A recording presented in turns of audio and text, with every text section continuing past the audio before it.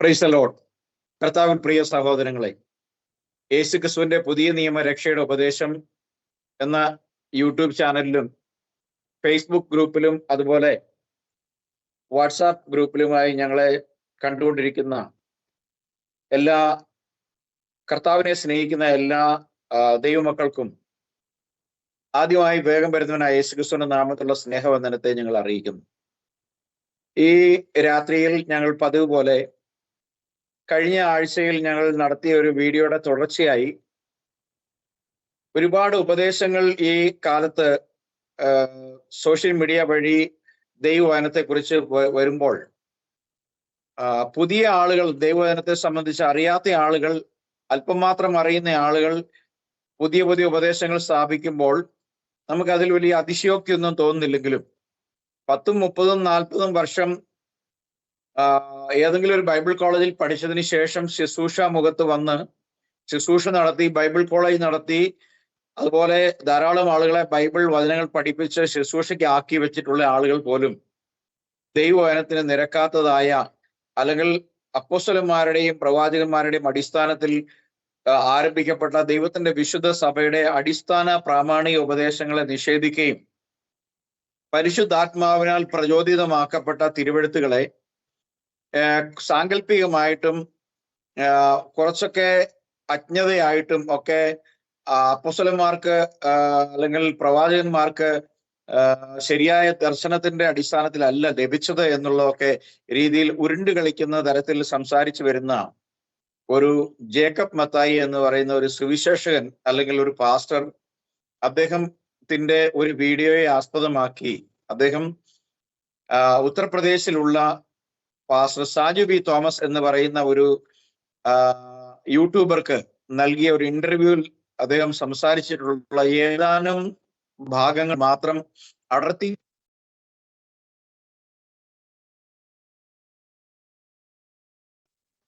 Bible വിശ്വസിക്കുന്ന എല്ലാവർക്കും ഉത്തരവാദിത്തമുണ്ട്.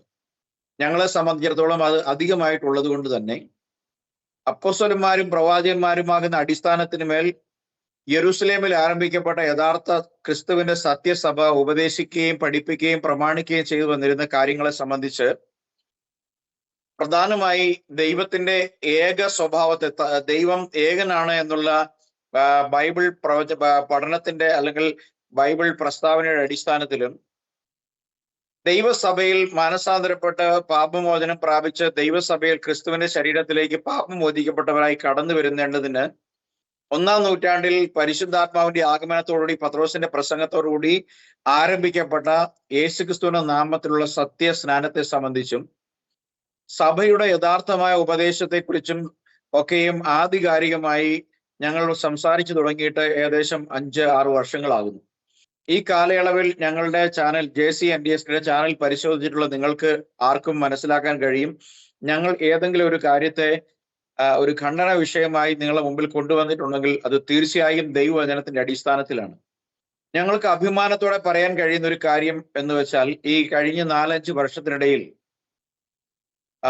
വിവിധങ്ങളായ മത ഉപദേശങ്ങൾ പ്രസ്താവിക്കുന്ന സെവന്ത് ഡേ അഡ്വന്റിസ്റ്റ് തുടങ്ങി അതുപോലെ എല്ലാ വിഭാഗങ്ങളിൽ ഉൾപ്പെട്ടിരിക്കുന്ന ട്രിനിറ്റേറിയൻസ്, കത്തോലിക്കരുടെ ഉപദേശം, അതുപോലെ നേരിട്ട് ഞങ്ങളോട് സംവാദിക്കാൻ വരാതെ തയ്യാറില്ലാതിരുന്ന അനേകരുടെ, യഹോവയുടെ സാക്ഷിയിൽ അടക്കമുള്ള അനേകരുടെ ഉപദേശങ്ങളെ ഞങ്ങൾ ഖണ്ഡിച്ചുകൊണ്ട് എല്ലാം ദൈവവചനത്തിന്റെ അടിസ്ഥാനത്തിൽ പ്രസ്താവിച്ചിട്ടുള്ള നിരവധി വീഡിയോകൾ നിങ്ങൾക്ക് JCNDSന്റെ യൂട്യൂബ് ചാനലിൽ കാണുവാൻ കഴിയും. ഇന്ന് രാത്രിയിൽ ഞങ്ങള് എറണാകുളം ജില്ലയിൽ പുത്തൻകുരിശിൽ ഒരു ബൈബിൾ കോളേജും അതുപോലെ ആത്മീയ പ്രവർത്തനവും നടത്തി വരുന്ന പാസ്റ്റർ ജേക്കബ് മത്തായി എന്ന് പറയുന്ന ഒരു ദൈവദാസന്റെ ഈ അടുത്ത കാലത്ത് സമീപകാലത്തായി അദ്ദേഹത്തിന്റെ ഗഹനമായ ചിന്തയുടെ അടിസ്ഥാനത്തിൽ നിന്നും അദ്ദേഹത്തിന് മുളച്ചു വന്ന ചില ആശയങ്ങൾ അദ്ദേഹം ഒരു യൂട്യൂബറുമായി പങ്കുവെച്ചതിന്റെ അടിസ്ഥാനത്തിലുള്ള വിഷയങ്ങളെ ദൈവവചനത്തിന്റെ അടിസ്ഥാനത്തിൽ പരിശോധിക്കുക എന്നുള്ളതാണ് ഈ രാത്രിയിൽ ഞങ്ങൾ നിങ്ങളുടെ മുമ്പിലേക്ക് കൊണ്ടുവരുന്ന വിഷയം. ഈ വിഷയത്തിന് ആസ്പദമായി അദ്ദേഹത്തിന്റെ വീഡിയോ ചില ഭാഗങ്ങൾ ഞങ്ങൾ നിങ്ങൾക്ക് മുമ്പാകെ പ്രസന്റ് ചെയ്തതിന് ശേഷം ഞങ്ങൾ ആ വീഡിയോയെ അടിസ്ഥാനപ്പെടുത്തിയിട്ടുള്ള ചോദ്യോത്തരമായിട്ടാണ് ഈ സെഷൻ ക്രമീകരിച്ചിട്ടുള്ളത്. അതുകൊണ്ട് നിങ്ങൾ ഈ വീഡിയോ സശ്രദ്ധം കേൾക്കുക. ആരും ചിരിക്കാതെ വേണം ഇത് കേൾക്കണമെന്ന് ഞങ്ങൾ നിങ്ങളോട് അപേക്ഷിക്കുകയാണ്. നിങ്ങൾ കുറച്ചൊക്കെ ബൈബിൾ അറിയാവുന്ന ആളുകളാണെങ്കിൽ നിങ്ങൾ ചിലപ്പോൾ ചിരിക്കാൻ സാധ്യതയുണ്ട്. അതുകൊണ്ട് ഗൗരവം വിടാതെ നിങ്ങൾ ഇത് കേൾക്കണം.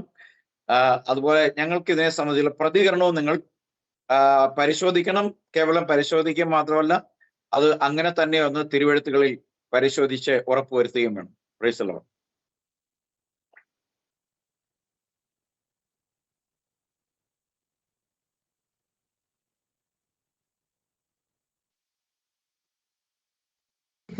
ഇരിക്കുന്ന പിതാവിന്റെ വലതുഭാഗത്താ. അങ്ങനെയെങ്കിൽ അവൻ യേശുക്രിസ്തുവിന്റെ ഇടതുഭാഗത്ത് പിതാവുണ്ട്. പലരും പഠിപ്പിക്കുന്ന സ്വർഗത്തിൽ യേശു മാത്രമേ ഉള്ളൂ. യേശു മാത്രം ആരാധിച്ചാൽ മതി, യേശു മാത്രം പ്രാർത്ഥിച്ചാൽ മതി, യേശു മാത്രം സ്തോത്രം പറഞ്ഞാൽ മതി. അങ്ങനെയെങ്കിൽ യേശുവിന്റെ ഇടതുഭാഗത്തുള്ള പിതാവിനെ മൈൻഡ് ചെയ്യില്ലേ, ആരാധിക്കില്ലേ? അപ്പൊ സാറേ, ഈ ഫിലിപ്പോസ് ചോദിക്കുന്ന ഒരു ചോദ്യമുണ്ട്, ഞങ്ങൾക്ക് പിതാവിനെ കാണിച്ചു തരണം. അപ്പോൾ യേശു പറയുന്ന ഒരു കാര്യമുണ്ട്, ഞാൻ ഇത്രയും നാളും നിങ്ങളുടെ കൂടെ ഇരുന്നിട്ടും നീ എന്നെ അറിയുന്നില്ലയോ ഫിലിപ്പോസ് എന്ന് ചോദിക്കുന്ന ഒരു ഭാഗമുണ്ട്. അപ്പോൾ യേശു തന്നിലേക്ക് തന്നെ ചൂണ്ടിക്കാണിച്ചിട്ട് പറയുന്നത് പിതാവിനെ കുറിച്ചാണ് പറയുന്നത് എന്ന് പറഞ്ഞു കഴിഞ്ഞാൽ, അപ്പോൾ അതിനെ ആ വാക്യത്തെ എങ്ങനെ സാറ് വ്യാഖ്യാനിക്കും? അത് ഒരിക്കലും ഞാൻ തന്നെയാണ് പിതാവിന്റെ ദൈവം എന്ന് ഒരിക്കലും പറഞ്ഞിട്ടില്ല. പറഞ്ഞിരിക്കുന്നത് കാരണം പിതാവിനെ ആർക്കും കാണാൻ പറ്റത്തില്ല. കാരണം പിതാവ് ആത്മാവാണ് ദൈവത്തെ ആർക്കും കാണാൻ പറ്റില്ല. അതുകൊണ്ട് യേശുക്രിസ്തു the express image of God. അപ്പോൾ ദൈവത്തെ ആരും കാണാൻ പറ്റുന്നതുകൊണ്ട് പുത്രൻ കൂടിയാണ് പിതാവ് ഈ ലോകത്തിന് തന്നെ വെളിപ്പെടുത്തിയിരിക്കുന്നത്. അതുകൊണ്ടാണ് പറയുന്നത്, ഞാൻ നിങ്ങളുടെ കൂടെ ഇതുവരെ ആയിരുന്നിട്ടും നിങ്ങൾ എന്നെ കണ്ടിട്ടില്ലയോ എന്ന് പറയാൻ ഇടയായിട്ടുണ്ട്. കാരണം ആത്മാവ് ദൈവത്തെ ആർക്കും കാണാൻ പറ്റില്ല. അതുകൊണ്ട് അത് പിതാവിനെ യേശു വെളിപ്പെടുത്തുകയാണ്. അപ്പൊ ദൈവ ആത്മാവാകുന്നെങ്കിൽ ഇപ്പം ഈ പരിശുദ്ധാത്മാവും ദൈവാത്മാവും തമ്മിലുള്ള വ്യത്യാസം എന്താണ്? അത് രണ്ടും ഒന്നാണോ? പരിശുദ്ധാത്മാവും ദൈവാത്മാവും ഒന്ന് തന്നെയാണെന്നാ എനിക്ക് മനസ്സിലായിരിക്കുന്നത്. ആ പഠിപ്പിക്കല് യേശുക്രിസ്തുവിന്റെ പഠിപ്പിക്കലിന് വിരുദ്ധമാണ്, ബൈബിളിന്റെ പഠിപ്പിക്കൽ വിരുദ്ധമാണ്. കാരണം യേശുക്രിസ്തു പറഞ്ഞത് യോഹന്നാൻ 15:3 യേശു പറഞ്ഞത് ഏക സത്യ ദൈവമായ നിന്നെയും പിതാവിനോടാണ് പറയുന്നത്. അപ്പോൾ യേശുക്രിസ്തു ഒരിക്കലും ദുരുപദേശം പറയത്തില്ല. അപ്പോൾ യേശുവിന്റെ പഠിപ്പിക്കലനുസരിച്ച് സത്യദൈവം ഏകനാണ്, ത്രിയേകനല്ല. അത് മാത്രമല്ല, പൗലോസ് പഠിപ്പിക്കുന്ന ദൈവം ഒരുവനത്രേ, ഇരുവനെന്നോ മൂവനെന്നോ. ദൈവം ഒരുവനത്രേ, ദൈവത്തിനും മനുഷ്യരുടെ മധ്യസ്ഥൻ. പൗലോസും ദുരുപദേശക്കാരനാണോ? ഒരു ദൈവം ഉള്ളത് പൗലോസ് പഠിപ്പിച്ചു. യേശുക്രിസ്തു സത്യം ഏകനാണെന്ന് പഠിപ്പിച്ചു. യേശുക്രിസ്തു ദുരുപദേശക്കാരാണ്? അല്ല, ഒരിക്കലുമല്ല. നമ്മൾ തെറ്റിദ്ധരിച്ചിരിക്കുകയാണ്. പിതാവാ ദൈവം, പുത്രനാ ദൈവം, ദൈവം. പിതാവിനെ ഇപ്പം ആത്മീയഗോളം ഇപ്പോൾ പിതാവിനെ മൈൻഡ് ചെയ്യുന്നില്ല. എല്ലാം പുത്രനെ ആരാധിക്കുക, പുത്രനോട് പ്രാർത്ഥിക്കുക. ഏത് സമയം അമേരിക്കയുടെ സമയത്ത് എവിടെ പോയാലും അവിടെയെല്ലാം യേശുവിനെ ആരാധിക്കുന്നത്. പക്ഷെ യേശു പറഞ്ഞത് ദൈവം ആത്മാവാകുന്നു, അവനെ ആരാധിക്കുന്നവർ, അല്ല എന്നെ ആരാധിക്കുന്നതല്ല യേശു പറഞ്ഞത്. ഇത് അവൻ കൂടെ ലേഖനങ്ങൾ പറഞ്ഞു. അവിടെ അപ്പൊ പൗലോസ് ഒരിക്കലും ദുരുപദേശക്കാരനല്ല.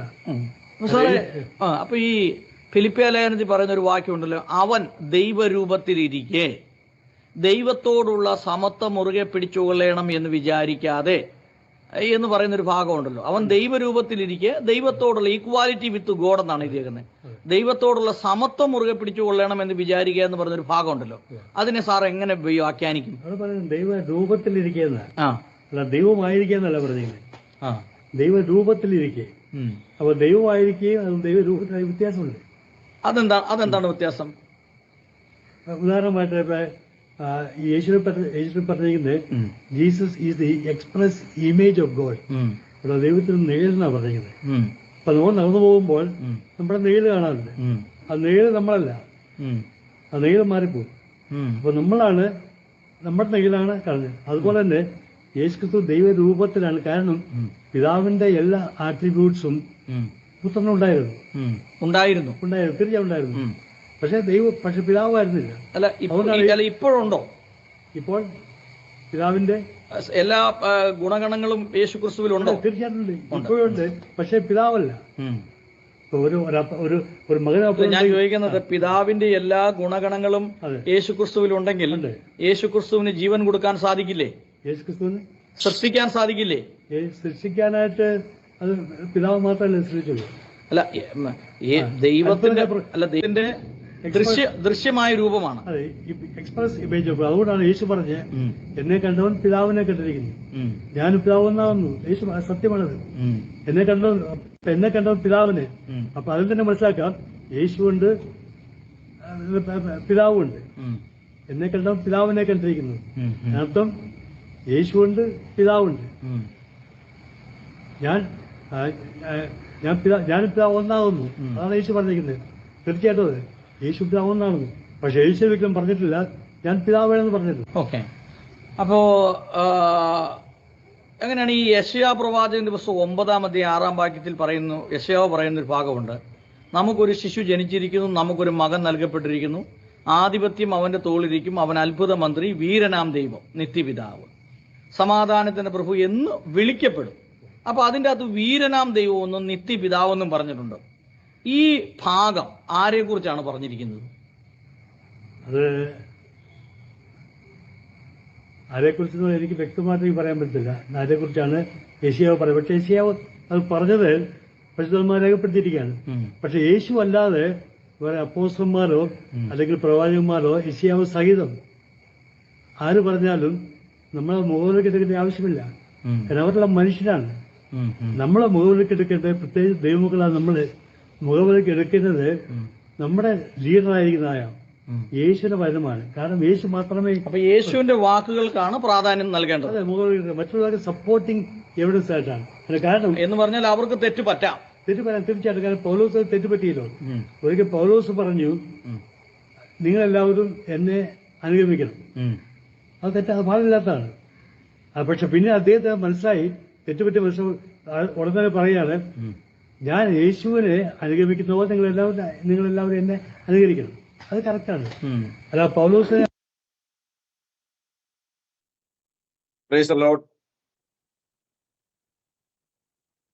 കർത്താവിന്റെ വിശുദ്ധമായ നാമം വാഴ്ത്തപ്പെടുമാറാകട്ടെ.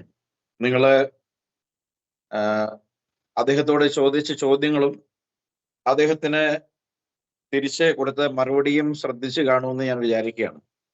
അപ്പോ ഇതിൽ നിന്നും ഈ സാജു വി തോമസിന്റെ ഓഡിയൻസിൽ ആർക്കും ചോദ്യങ്ങളില്ല എങ്കിൽ ഈ ചോദ്യങ്ങൾ ചോദിക്കാൻ ഞങ്ങൾക്ക് ബാധ്യതയുള്ളതുകൊണ്ട് ഇന്ന് ഈ ചോദ്യങ്ങൾ ചോദിക്കാൻ ആഗ്രഹിക്കുകയാണ്. ഞാൻ മനസ്സിലാക്കിയെടുത്തോളം ഒരു ചോദ്യത്തിനും അദ്ദേഹം തൃപ്തികരമായ മറുപടി നൽകിയില്ല. മാത്രമല്ല അദ്ദേഹം തിരിച്ച് ചില ചോദ്യങ്ങൾ ചോദിക്കുക മാത്രമാണ് ചെയ്തത്. ഒടുവിൽ അദ്ദേഹം എത്തി നിൽക്കുന്നത് പ്രവാചകന്മാർ സംസാരിച്ചതൊക്കെ തെറ്റാണ്, അല്ലെങ്കിൽ അവർക്ക് തെറ്റുപറ്റാം എന്നൊക്കെയുള്ള അടിസ്ഥാനത്തിലാണ് എത്തിയത്. അപ്പോ ചോദ്യം ഞാനത് സമ്മിശ്രമായിട്ട് ചോദിക്കുകയാണെങ്കിൽ, ഇവിടെ അദ്ദേഹത്തിന്റെ ഒരു ചോദ്യം, ജോയ് പാസ്റ്ററോടാണ് എൻ്റെ ചോദ്യം. അദ്ദേഹത്തിന്റെ ചോദ്യം, അദ്ദേഹത്തോട് ചോദിച്ച ചോദ്യം, യേശുവിന് ജീവൻ കൊടുക്കാൻ കഴിയുമോ, അല്ലെങ്കിൽ സൃഷ്ടി നടത്താൻ യേശുവിന് കഴിയുമോ എന്ന് ഒരു ചോദ്യം അദ്ദേഹത്തിനോട് ചോദിച്ചപ്പം അദ്ദേഹം യേശുവിന് കഴിയില്ല, കാരണം യേശു എക്സ്പ്രസ്ഡ് ഇമേജ് ആണ് എന്ന് പറഞ്ഞു. എക്സ്പ്രസ്ഡ് ഇമേജ് എന്ന് പറയുന്ന അതിന് അദ്ദേഹം പറഞ്ഞത് നിഴൽ എന്നൊരു വാക്കാണ് അദ്ദേഹം ഉന്നയിച്ചത്. ഇമേജിന് ഇംഗ്ലീഷ് ഭാഷയിൽ ഒരു സ്ഥലത്തും ഷാഡോ എന്ന പദം കൊടുത്തിട്ടില്ല. ഷാഡോയ്ക്കാണ് നമ്മൾ നിഴൽ എന്ന് പറയുന്നത്. ഇമേജ് എന്ന് പറയുന്ന ഒരു കാര്യം നമ്മളിപ്പോ നമ്മുടെ ഒരു ഫോട്ടോ എടുത്തു കഴിഞ്ഞാൽ അതിനെ ഒരു ഇമേജ് എന്നാണ് നമ്മൾ JPG ഇമേജ്, PNG എന്നൊക്കെയുള്ള ഇമേജുകളിലേക്ക് നമുക്ക് മാറ്റാം. കാരണം നമ്മുടെ ലൈവ് ജീവനുള്ള ഒരു വ്യക്തിയുടെ ഒരു ദൃശ്യമായ ഫോട്ടോ എടുക്കുമ്പോൾ അതിനൊരു ഇമേജ് ആയിട്ട് പറയാം.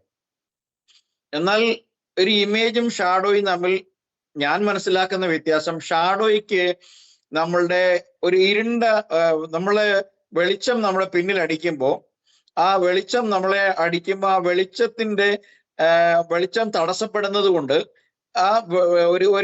ഒരു നിഴൽ ഉണ്ടാകുന്നു. ഈ നിഴലിൽ ആ നിഴൽ വരുന്ന ആൾ ഇന്ന ആളാണെന്ന് നമ്മൾ 3-4 പേര് വരുമ്പോൾ ആ 4 നിഴലുകൾ കണ്ടിട്ട് ആ നിഴൽ മാത്രം കാണുന്ന ആളുകൾക്ക് ആർക്കും ഈ വന്നിരിക്കുന്ന ആളെ തിരിച്ചറിയാൻ പറ്റില്ല. കാരണം അവിടെ നമ്മളുടെ കണ്ണോ മൂക്കോ വായോ തലമുടിയോ ഹെയർ സ്റ്റൈലോ ഡ്രസ്സോ ഒന്നും ഐഡന്റിഫൈ ചെയ്യാൻ കഴിയില്ല. കാരണം ഒരൊറ്റ ഇരുൾ നിറത്തിന്റെ ഒരു ഒരു പ്രതിബിംബം അല്ലെങ്കിൽ ഒരു ഷാഡോ എന്ന് മാത്രം നമുക്ക് പറയാൻ കഴിയുള്ളൂ. അദ്ദേഹം ഈ വീഡിയോയിൽ, ഈ ചെറിയ വീഡിയോയുടെ ഈ ക്ലിപ്പിങ്ങിൽ 3 പ്രാവശ്യം എക്സ്പ്രസ്ഡ് ഇമേജ് എന്ന പദം ഉപയോഗിച്ചു. ഞാൻ അതിനെക്കുറിച്ച് ബൈബിൾ പറയുമ്പോൾ ഹെബ്രായ ലേഖനത്തിൽ പറയുന്നത്, അവനെ താൻ സകലത്തിനും അവകാശിയാക്കി വെച്ചു, അവൻ മുഖാന്തരം ലോകത്തെയും ഉണ്ടാക്കി, അവൻ അവന്റെ തേജസ്സിന്റെ പ്രഭയും തത്വത്തിന്റെ മുദ്രയും സകലത്തെയും തന്റെ ശക്തിയുള്ള വചനത്താൽ വഹിക്കുന്നവനും എന്നാണ് എഴുതിയേക്കുന്നത്. അപ്പോ എക്സ്പ്രസ്ഡ് ഇമേജ് എന്ന് പറഞ്ഞു കഴിഞ്ഞാൽ, ശരിയായ മലയാളത്തിലേക്ക് വന്നു കഴിഞ്ഞാൽ ദൈവത്തിന്റെ വെളിപ്പെടുത്തപ്പെട്ട, ദൃശ്യമാക്കപ്പെട്ട രൂപം എന്നാണ്.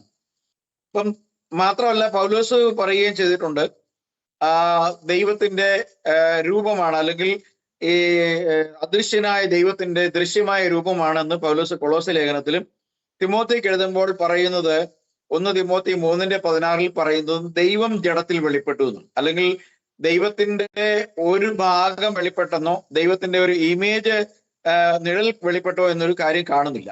ഇവിടെ എന്റെ ചോദ്യം പാസ്റ്റർ ജോയി ജോസഫിനോടാണ്. കുറച്ച് വ്യക്തമായ ഒരു മറുപടി ആവശ്യമുള്ളത് കൊണ്ട് പാസ്റ്റർക്ക് ഇതിനകത്ത് ആവശ്യമുള്ള തിരുവെഴുത്തുകളെ ഉദ്ധരിക്കാം. യേശു സൃഷ്ടി നടത്തിയിട്ടുണ്ടോ, അല്ലെങ്കിൽ സൃഷ്ടി നടത്തിയിട്ടുണ്ടെങ്കിൽ ബൈബിൾ വചനത്തിന്റെ അടിസ്ഥാനത്തിൽ സൃഷ്ടി നടത്തിയത് ആരാണ് എന്നാണ് ബൈബിൾ രേഖപ്പെടുത്തിയിട്ടുള്ളത്?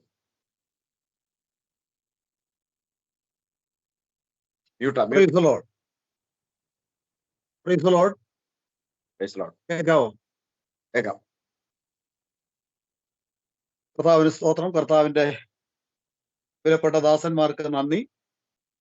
ഞങ്ങളെ ശ്രമിച്ചുകൊണ്ട് ഞങ്ങൾക്ക് വേണ്ട പ്രോത്സാഹനവും ഞങ്ങളോട് ഈ ദൈവവചനത്തിനോട് പ്രതികരിക്കുന്ന ഞങ്ങളുടെ സ്നേഹിതർക്കും നന്ദി അറിയിക്കുന്നു. കർത്താവ് നിങ്ങളെ എല്ലാവരെയും അനുഗ്രഹിക്കട്ടെ.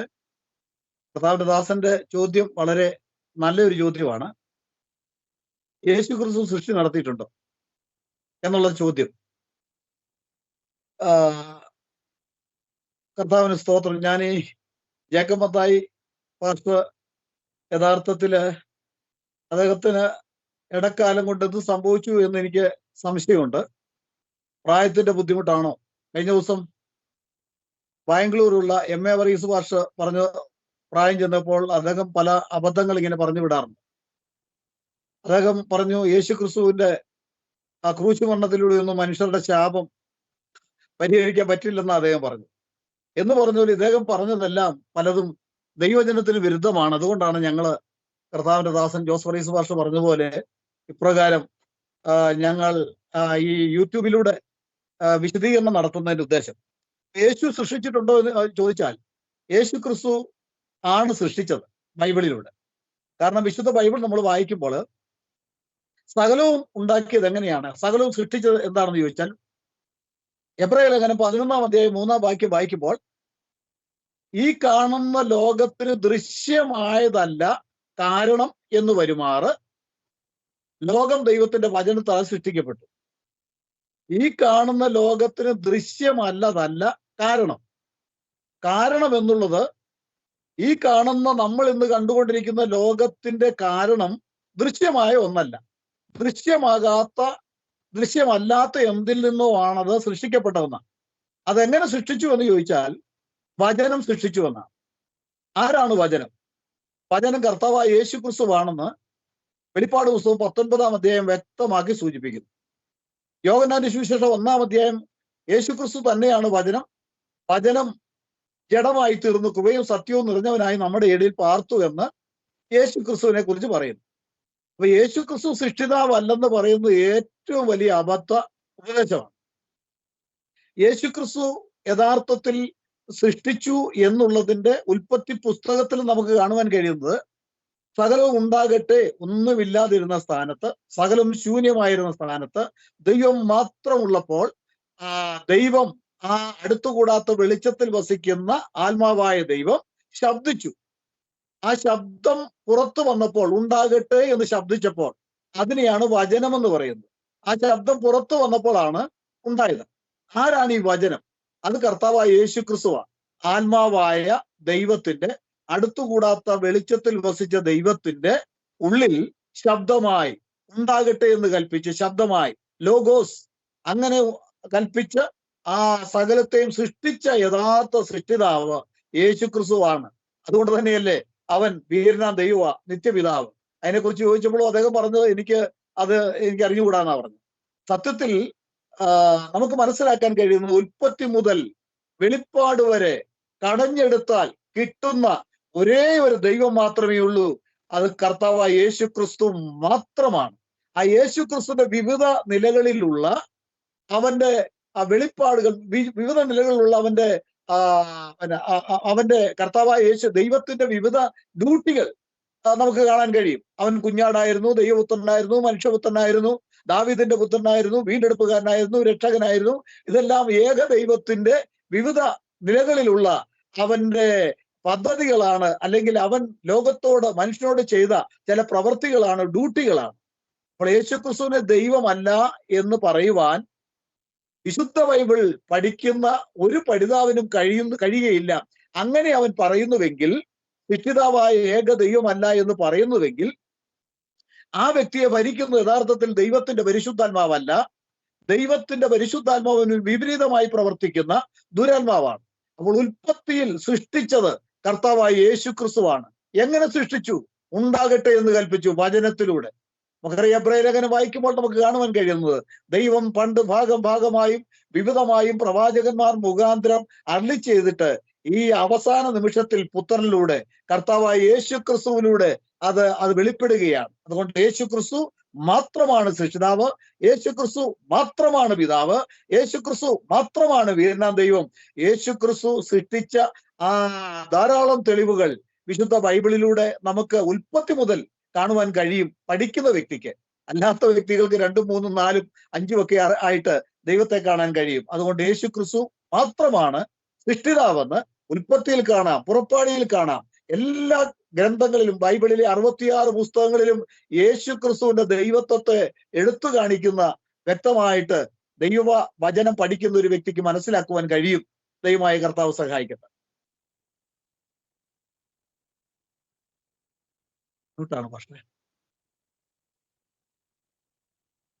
പാസ്റ്റർ വളരെ വ്യക്തമായിട്ട് സംസാരിച്ചുവെങ്കിലും ഞാനൊരു 2-3 തിരുവെഴുത്തുകൾ, പ്രത്യേകിച്ച് ഇത്തരം നവീന ഉപദേശങ്ങളൊക്കെ സ്ഥാപിച്ചിട്ടുള്ളത്, പ്രത്യേകിച്ച് യഹോവയുടെ സാക്ഷികളായാലും പിന്നെ ഈ ക്രിസ്റ്റ ഡെൽഫിൻസ് ആയാലും ഇപ്പൊ ഈ ഇദ്ദേഹത്തെ പോലെ പുതുതായി ഉരുത്തിരിഞ്ഞു വരുന്ന ആളുകളെല്ലാം തെളിവിനായിട്ട് എടുക്കുന്നത് സുവിശേഷങ്ങളാണ്, പിന്നെ ലേഖനങ്ങളുമുണ്ട്.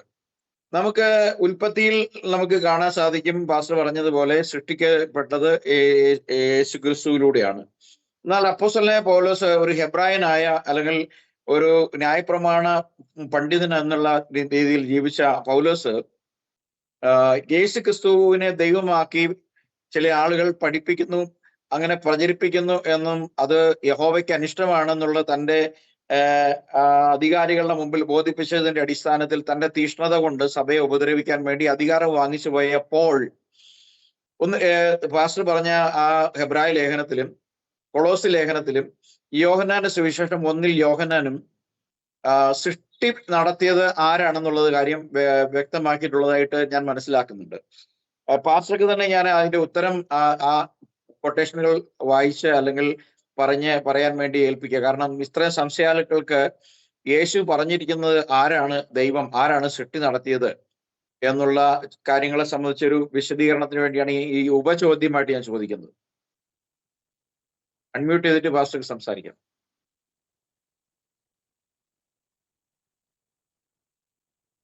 സൃഷ്ടി നടത്തിയത് യേശു ക്രിസ്തു. ഈ വാക്യങ്ങൾ വായിക്കാനാണ് പറയുന്നത് അല്ലേ? അതെ, ആ വാക്യങ്ങൾ എടുത്തു കാണിച്ചു കൊടുക്കാം നമുക്ക്. ഓക്കെ. ഞാൻ ആദ്യമായിട്ട് എബ്രായ ലേഖനം ഞാൻ വായിച്ചല്ലോ. എബ്രായ ലേഖനത്തിൽ നിന്ന് ഞാൻ ആ വാക്യം എടുക്കാം. 11-ാം അധ്യായത്തിന്റെ 3-ാം വാക്യം വ്യക്തമാക്കി തരുന്ന ഒരു തിരുവചന ഭാഗമാണ്. ശ്രദ്ധിച്ചാൽ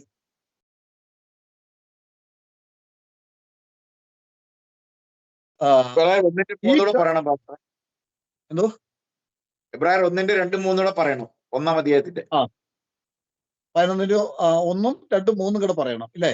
11-ന്റെ അല്ല, എബ്രായർ 1:2-3. ഓക്കെ. ഞാൻ ഒരു കാര്യം കൂടെ ഇതിനോട് ചേർന്ന് കർത്താവിന്റെ ദാസൻ പറഞ്ഞതുകൊണ്ട് ഒരു കാര്യം കൂടെ പറയട്ടെ.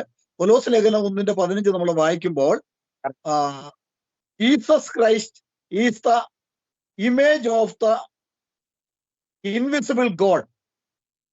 യേശുക്രിസ്തു മാത്രമാണ് അദൃശ്യ ദൈവത്തിന്റെ ഏകരൂപം. എന്ന് പറഞ്ഞാൽ യേശുക്രിസ്തു അല്ലാതെ മറ്റൊരു രൂപം ഇല്ല. അത് ദൈവത്തിന് മറ്റൊരു രൂപമില്ല. വാസ്തവത്തിൽ നമ്മൾ ദൈവത്തിന്റെ രൂപമല്ല. നിങ്ങളത് ശ്രദ്ധയോടെ കേട്ടാൽ, ദൈവം തന്റെ രൂപത്തിൽ മനുഷ്യനെ ഉണ്ടാക്കി. ഞാനിവിടെ പറയുന്നത് നമ്മൾ മനുഷ്യർ ദൈവത്തിന്റെ രൂപമല്ല. ബൈബിൾ പഠിപ്പിക്കുന്നു ദൈവത്തിന് ഒരൊറ്റ രൂപമേ ഉള്ളൂ, അത് യേശുക്രിസ്തുവാണ്. അദൃശ്യനായ ദൈവത്തിന് ഒരു രൂപമേ ഉള്ളൂ, അത് യേശുക്രിസ്തുവാണ്. ദൈവത്തിന്റെ ഫോട്ടോ എടുക്കണമെങ്കിൽ അത് യേശുവിനെ കിട്ടുകയുള്ളൂ. ദൈവത്തിന് ഒറ്റ രൂപമേ ഉള്ളൂ. നമ്മൾ ദൈവത്തിന്റെ രൂപമല്ല, ദൈവത്തിന്റെ രൂപത്തിൽ ഉള്ളവരാ. എന്ന് പറഞ്ഞാൽ ദൈവത്തിന്റെ രൂപം യേശുവാണ്, നമ്മൾ ദൈവത്തിന്റെ രൂപത്തിലുള്ളവരാ. നമ്മൾ ദൈവത്തിന്റെ രൂപമല്ല. അതുകൂടെ നിങ്ങളൊന്ന് മനസ്സിലാക്കിയിരിക്കുന്നത്, ഈ കേൾവിക്കാരായിരിക്കുന്ന സ്നേഹിതര് ഒന്ന് മനസ്സിലാക്കിയിരിക്കുന്നത് നല്ലതാണ്. അതുകൊണ്ട് യോഹന്നാന്റെ സുവിശേഷം എബ്രായ ലേഖനം 1-ാം അധ്യായത്തിന്റെ 1-ാം വാക്യം ഞാൻ നിങ്ങളുടെ മുൻപിൽ വായിക്കുവാനായിട്ട് താല്പര്യപ്പെടുകയാണ്. ദയവായിട്ട് ഒന്ന് ശ്രദ്ധിച്ചാലും. കർത്താവിന്റെ ദാസൻ അത് ആവശ്യപ്പെട്ടത് കൊണ്ട് ഞാനത് വായിക്കുകയാണ്. ഹല്ലേലൂയ.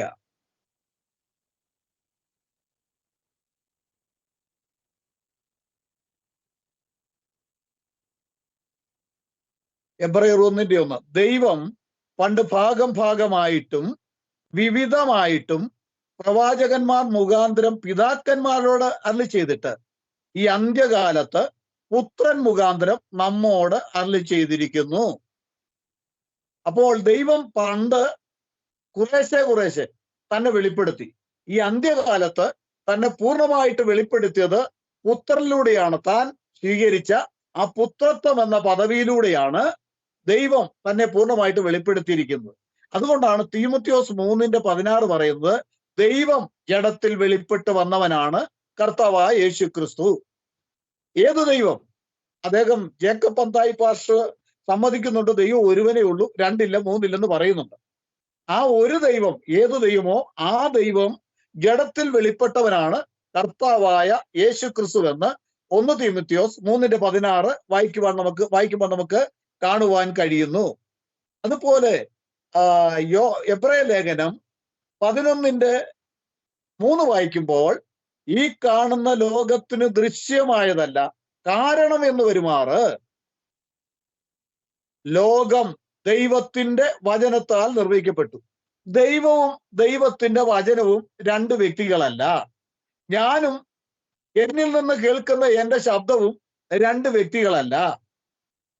ദൈവത്തിന്റെ വചനമാണ്. വചനമാണ് നമുക്കറിയാം, യോഹന്നാന്റെ സുവിശേഷം നമ്മൾ വായിക്കുന്ന അവസരത്തിൽ വചനം ജഡമായി തീർന്നു, കൃപയും സത്യവും നിറഞ്ഞവനായി നമ്മുടെ ഇടയിൽ പാർത്തു. അതുപോലെ 19 യോഹന്നാന്റെ വെളിപ്പാട് പുസ്തകം 19-ാം അധ്യായത്തിൽ നിന്ന് ഞാൻ ആ വാക്യം കൂടെ വായിക്കാം.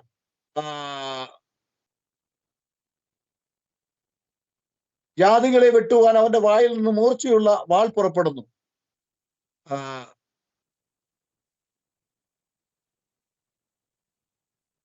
19-ാം അധ്യായം.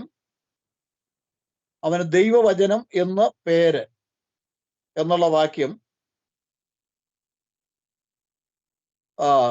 അവൻ രക്തം തളിച്ച ഉടുപ്പ് ധരിച്ചിരിക്കുന്നു, അവന് ദൈവവചനം എന്ന് പേർ പറയുന്നു. 19:13 ദൈവവചനം എന്ന് പേർ പറയുന്നു. ആരാണ് ദൈവവചനം? ആരാണ് സകലവും സൃഷ്ടിച്ചത്? അത് വചനത്തിലൂടെ സൃഷ്ടിക്കപ്പെട്ടു. കർത്താവായ യേശുക്രിസ്തു മാത്രമാണ്. യേശുക്രിസ്തുവാണ് സർവചരാചരങ്ങളെയും സൃഷ്ടിച്ചത്, വചനത്താൽ സൃഷ്ടിക്കപ്പെട്ടു എന്ന് വിശുദ്ധ ബൈബിൾ നമ്മെ പഠിപ്പിക്കുന്നു. നാം മനുഷ്യൻ ദൈവത്തിന്റെ രൂപമല്ല, ദൈവത്തിന് ഒരു രൂപമേ ഉള്ളൂ, അത് കർത്താവായ യേശുക്രിസ്തു മാത്രമാണ്.